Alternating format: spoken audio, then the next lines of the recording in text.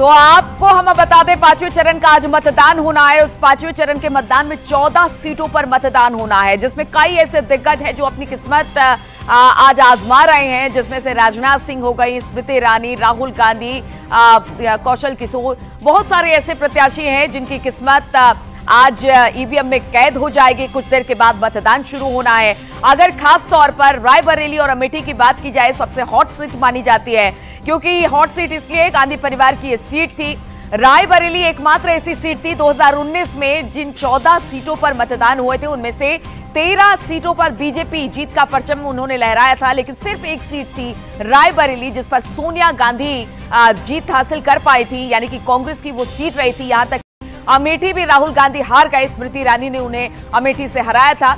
इसके बाद लगातार यही कहा जा रहा था कि क्या एक बार फिर से अमेठी से राहुल गांधी चुनाव लड़ेंगे। बहुत देर के बाद अमेठी और रायबरेली सीट पर फैसला हुआ कि आखिर कौन यहां से प्रत्याशी होगा। कांग्रेस ने अपने उम्मीदवार उतारे। स्मृति ईरानी यानी कि अमेठी वाली सीट पर किशोरी लाल को उतारा गया, जो कि गांधी परिवार के बहुत करीबी माने जाते हैं।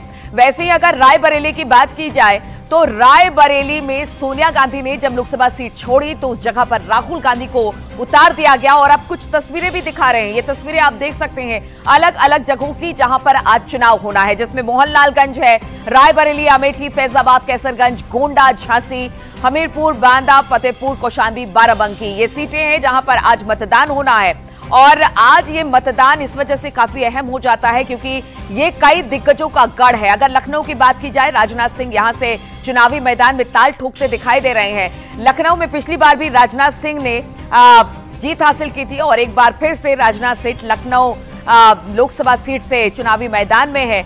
लखनऊ, मोहनलालगंज, रायबरेली, अमेठी, फैजाबाद, कैसरगंज, गोंडा, जालौन, झांसी, हमीरपुर, बांदा, फतेहपुर, कौशाम्बी और बाराबंकी, ये वो सीट है जहां पर ये फाइट काफी ज्यादा तगड़ी हो जाती है।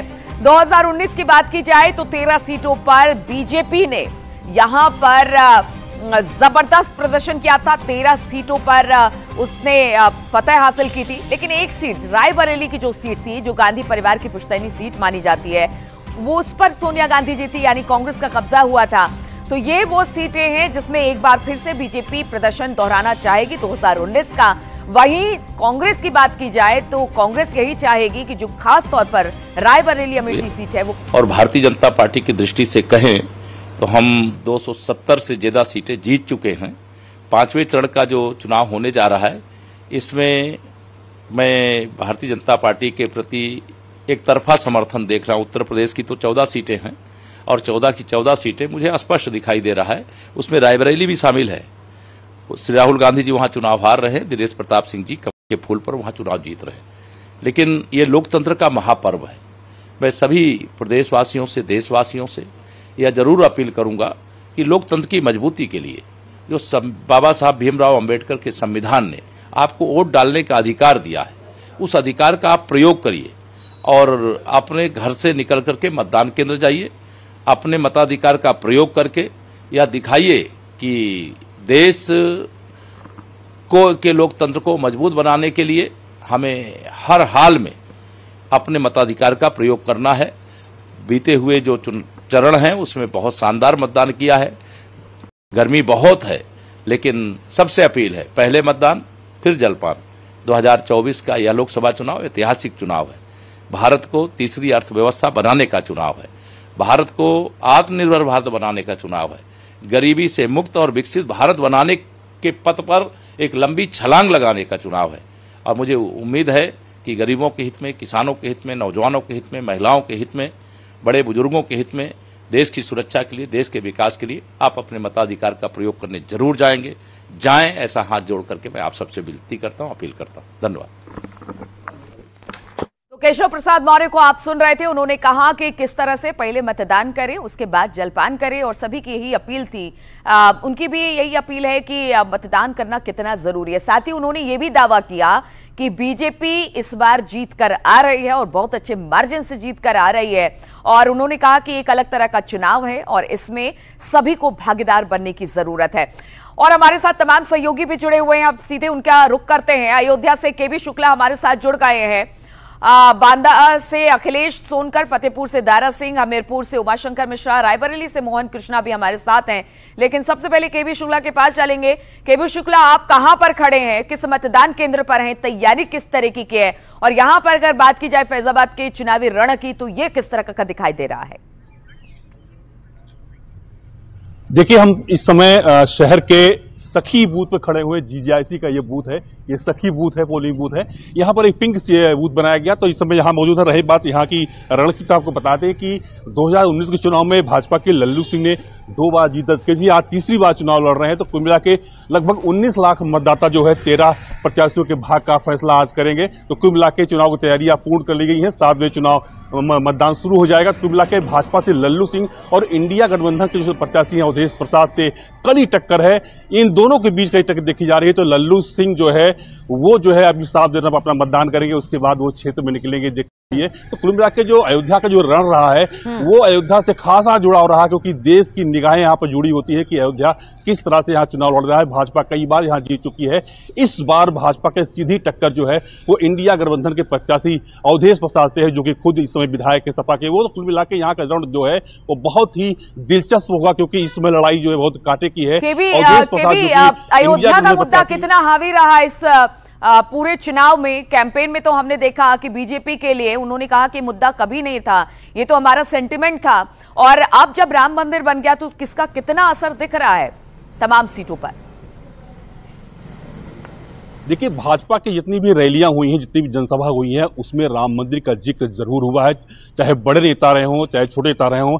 शुरुआती तो आप देखा होगा कि पीएम मोदी ने भी यहाँ पर रोड शो किया था और एक माहौल बनाने की कोशिश की। तो कुल मिला के राम मंदिर का मुद्दा भाजपा भले ही इसको इनकार करे, लेकिन मुद्दा उसका रहा है। हर चुनाव में, हर रैली में, हर रोड शो में राम मंदिर का मुद्दा गूंजा है। और प्राण प्रतिष्ठा के समय जिस समय का माहौल बना था उस का माहौल इस समय खैर दिखाई नहीं दे रहा है, लेकिन मुद्दा जरूर रहा है भाजपा का। तो इस बार भी ये मुद्दा राम मंदिर का है कि भगवान रामलला 500 साल बाद अपने भव्य और दिव्य मंदिर में विराजमान हुए हैं। तो जिस तरह से रैलियों में देखा जा रहा है कि राम विद्रोही और राम भक्तों के बीच चुनाव आ गया है, यह भी कहा गया है रैलियों में। तो कुल मिला के एक माहौल बनाने की कोशिश की अयोध्या से कि अयोध्या से ही ये संदेश जाए, हिंदुत्व का संदेश जाए, भगवान राम का संदेश जाए। तो जिस तरह संदेश बनाने की कोशिश की है, तो अयोध्या तो ऐसी परिस्थितियां पैदा करता है कि चुनाव में जिस तरह से यहाँ का मुद्दा उभरता है वो देश नहीं विदेश तक जाता है। तो आपसे हम बातचीत करते रहेंगे। रायबरेली चलते हैं, यहाँ पर मोहन कृष्णा हमारे साथ जुड़ गए हैं। मोहन, अगर रायबरेली की बात की जाए, सोनिया गांधी ने सीट छोड़ी, राहुल गांधी ने उस सीट को अपनाया और उस सीट से अब चुनावी मैदान में उतरे हुए हैं, ताल ठोक रहे हैं। हमने देखा कि किस किस तरह से गांधी परिवार ने इस सीट को इमोशनल तरीके से, चाहे वो बहन हो, माँ हो, सोनिया गांधी ने तो यहां तक कह दिया कि देखिए ये मेरा बेटा है और मैं आपको सौंप रही हूं। तो वहां का चुनावी रण किस तरीके का है? लेकिन उससे पहले बताइए आप कहां खड़े हैं, तैयारी किस तरीके की है आज 5वें चरण के मतदान को लेकर? तो फ्रेम भरा भी आएगा और आप दिखाई दे रहे हैं। जी, हम इस वक्त रायबरेली के जीआईसी मतदान केंद्र पर खड़े हैं। यहाँ पे मॉक पोल की तैयारी हो चुकी है। अभी डीएम हर्षिता माथुर यहाँ पे आई हैं। उन्होंने मॉक पोल का निरीक्षण किया कि किस तरीके से मॉक पोल चल रहा है। और अभी आपको बता दें कि यहाँ पे वोटिंग भले ही ना शुरू हुई हो, लेकिन यहाँ पे वोटर आ गए हैं और अब वोटिंग का इंतजार कर रहे हैं कि कैसे वोटिंग शुरू हो और यहाँ पे वोटिंग वो अपना मतदान करें। अगर रण की बात करें तो सोनिया गांधी ने जरूर यहाँ पे भावुक अपील की है। जो अपील उन्होंने की कि मैं अपना बेटा सौंप रही हूँ, ये निराश नहीं करेगा। तो कहीं ना कहीं ये लोगों के बीच में इसका असर कितना पड़ेगा कितना नहीं पड़ा, ये तो 4 जून को ही सामने आ पाएगा। लेकिन वोट आज के जो 5वें चरण का जो मतदान है उसको लेकर वोटरों में जबरदस्त उत्साह देखा जा रहा है। जी, आपके पीछे कुछ लोग भी दिखाई दे रहे हैं मोहन, क्या वो वोट करने के लिए पहुंचे हुए हैं क्या? जी, हमारे साथ कुछ लोग हैं। अभी जैसा मैंने बताया कि वोटिंग भले ही नहीं शुरू हुई हो, लेकिन वोटरों का उत्साह इतना है कि वो मतदान केंद्रों पर आ चुके हैं और वोटिंग शुरू होने का इंतजार कर रहे हैं।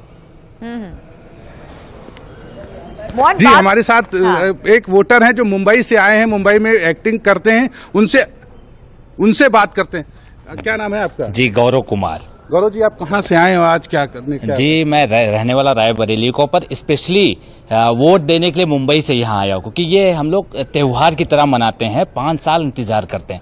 तो सभी से गुजारिश रहेगी, सभी दर्शकों से गुजारिश, सभी देशवासियों से गुजारिश रहेगी कि वोट जरूर डालें, क्योंकि वोट आपका अधिकार है। वोट से आप अपनी ताकत दिखा सकते हैं। तो सबसे पहले मतदान बाद में जलपान। हमारे साथ और भी लोग हैं जो अपने वोट डालने के लिए बाहर से आए, बाहर रहते हैं लेकिन वोट डालने के लिए रायबरेली आए हैं। क्या नाम है आपका? सौरभ मिश्रा सर। सौरभ जी, आप आए हैं तो क्या है, क्या सोच के आए हैं कि आप वोट डालने के लिए किन मुद्दों को ध्यान में रख रहे हैं? ज्यादा से ज्यादा लोग वोट डालें और कुछ ना कुछ बदलना चाहिए रायबरेली में भी। अब तो ये थे हमारे साथ जो कह रहे थे कि ज्यादा से ज्यादा वोट पड़े, लोगों से ये अपील कर रहे हैं जो वोटर आए हुए हैं मतदान केंद्र, वो भी लोगों से अपील कर रहे हैं, दूसरों को भी संदेश दे रहे हैं कि कितना जरूरी है आपका मतदान। बाकी सहयोगी भी हमारे साथ जुड़ गए हैं, उनके पास भी जल्दी जल्दी चलते हैं। बांदा से अखिलेश सोनकर हमारे साथ जुड़ गए हैं। अखिलेश, अगर बांदा की बात की जाए तो वहां पर किस तरह की तैयारी, अब क्या लोग पहुंचने शुरू हो गए क्योंकि बहुत कम वक्त रह गया मतदान शुरू होने में? जी देखिए, बता दें कि अब से कुछ ही देर में बांदा लोकसभा सीट पर मतदान शुरू होने वाला है और लोग अभी से पहुंचना शुरू हो चुके हैं। हम खड़े हैं बांदा के आदर्श इंटर कॉलेज पोलिंग बूथ पर, जहां आप मेरे पीछे देख सकते हैं कि लोग अभी से पहुंचना शुरू हो चुके हैं और लाइनों पर खड़े हो करके अपनी बारी का इंतजार कर रहे हैं कि जैसे ही 7 बजेगा लोग यहां पर मत डालना शुरू कर देंगे। अगर बात करें बांदा जनपद की तो यहाँ 17,47,425 मतदाता है और जनपद में 15 मतदान केंद्र बनाए गए हैं और 1894 ये पोलिंग बूथ बनाए गए हैं, जहां पर सुबह से ही जो मतदाता है पहुंच रहे हैं और अपनी बारी का इंतजार कर रहे हैं। जैसे ही सुबह का 7 बजेगा वैसे ही मतदान शुरू हो जाएगा। आप इन तस्वीरों में देख सकते हैं कि किस तरीके से लोग यहाँ पर पहुंचे हुए हैं। उनसे बात करने का प्रयास करते हैं और लोगों से बात करते हैं कि किस मुद्दों को लोग यहाँ पर वोट डालने वाले हैं। क्या नाम है आपका? राजूलाल। अच्छा, इस बार किस मुद्दे पर आप लोग वोट डालने वाले हैं? जिसमें वोट डालना है, आप देखो जिसका जो आएगा सब हम चल के जाते हैं। क्या क्या मुद्दा है इस बार, क्या सोच के डालने वाले? डाल देंगे जिसमें भगवान की इच्छा होगी। मेरे साथ कुछ लोग और एक युवा है, उनसे बात करते हैं। ये बताइए कि आज वोट पड़ने वाला, तो क्या मुद्दे, क्या जहन में, क्या सोच के वोट डालेंगे? नई सोच है, नई वो है, उसी उद्देश्य से डाल रहे हैं। अच्छा, मेरे साथ कुछ लोग और मौजूद हैं, उनसे बात करने का प्रयास करते हैं। मेरे साथ कुछ महिलाएं भी हैं, उनसे बात करते हैं कि इस बार क्या मुद्दे रहेंगे, किन मुद्दों को लेकर के वोट डालने वाले हैं। ये बताइए कि आज आप लोग वोट डालने आए हैं, क्या मुद्दे रहने वाले हैं, किन मुद्दों को लेकर वोट डालेंगे? अब डालेंगे, अब क्या मुद्दा होगा ये तो नहीं समझ में आता। तो कुछ तो दिमाग में चल रहा होगा कि ये सोच के क्या काम होना चाहिए तो उसको लेकर के डालेंगे वोट। अब अच्छा देश के लिए, अपने अच्छाई के लिए ही आए हैं डालने। अभी क्या उद्देश्य, अभी एक पब्लिक ही सब एक लोगों से डालने से तो नहीं है। हम तो बोल दें कि इसको डालेंगे, इसको करेंगे, तो सब लोग जब होगा सामने नजर आएगा तभी, ये वोट डालने के बाद ही नजर आएगा। अच्छा, ये लोग वोट डालने आए हैं और देश की बात कर रहे हैं कि देश के वोट डालेंगे। मेरे साथ कुछ लोग और मौजूद हैं, उनसे बात करने का प्रयास करते हैं। देखिए, 7 बजे नहीं है कि वहां पर लंबी लंबी लाइनें लग गई हैं। बहुत कम ऐसा होता है कि मतदान केंद्र पर इतनी सुबह सुबह लोग लाइन लगाकर खड़े हो जाते हैं, चाहे वो महिलाएं हो या फिर पुरुष हो, सबको हमने देखा कि किस तरह से वो लाइन लगाकर खड़े दिखाई दे रहे हैं। इस वक्त फतेहपुर से दारा सिंह भी हमारे साथ जुड़ गए हैं। दारा, अगर बात की जाए फतेहपुर की तो किस तरह से यहां पर तैयारी है, क्योंकि कुछ देर के बाद मतदान शुरू होना है और मतदान को लेकर लोगों में कितना उत्साह, क्योंकि अभी हमने देखा बांदा की तस्वीर, लोग सुबह से ही वहां पर पहुंचने शुरू हो गए हैं। अभी तो कुछ देर और है, 15 मिनट और बाकी है, तो वहां पर भी कुछ इसी तरह की तस्वीर दिखाई दे रही है। और आप कहां पर खड़े हैं वो भी जरा बताइए हमारे दर्शकों को। बिल्कुल नीलूकर, फतेहपुर लोकसभा की बात की जाए तो बस कुछ ही मिनट से यहाँ मतदान शुरू हो जाएगा। इस समय हम खड़े हैं फतेहपुर शहर के एक पिंक पोलिंग बूथ पर। तस्वीरों में अपना कैमरा मैन से चाहूँगा कि तस्वीरों को दिखाएं।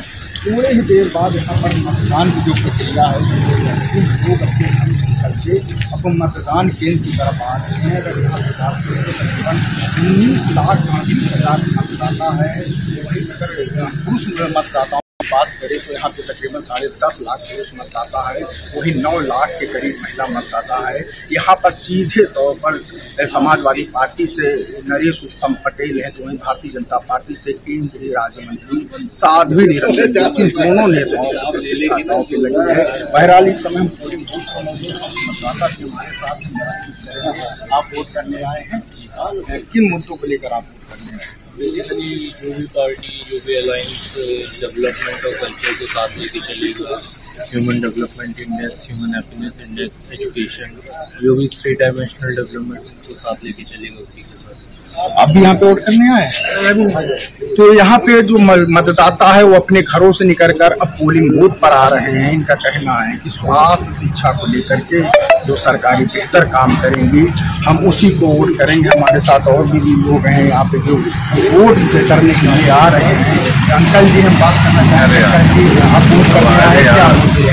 मैं चाहता था मैं हमको वही मुद्दा दिखाई दिया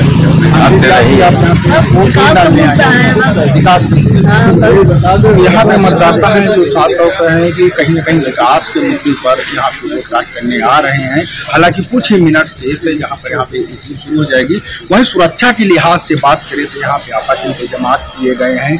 50% से ज्यादा यहाँ पे मतदान केंद्रों पर कहीं न कहीं वेबकास्टिंग की व्यवस्था कराई जा रही है। इसके साथ ही यहाँ पर पुलिस और पीएससी के जवान के अलावा पैरामिलिट्री के फोर्स तैनात किए गए हैं। फतेहपुर लोकसभा सीट में जो 20 से ज्यादा अति संवेदनशील है, इसके अलावा 200 के करीब संवेदनशील जो मतदान केंद्र है वहाँ पे सुरक्षा के खास बिल्कुल। तो फतेहपुर से साथी निरंजन ज्योति बीजेपी की तरफ से, एसपी की तरफ से नरेश उत्तम पटेल है और इस वक्त हमारे साथ एक और सहयोगी जुड़ गए हैं।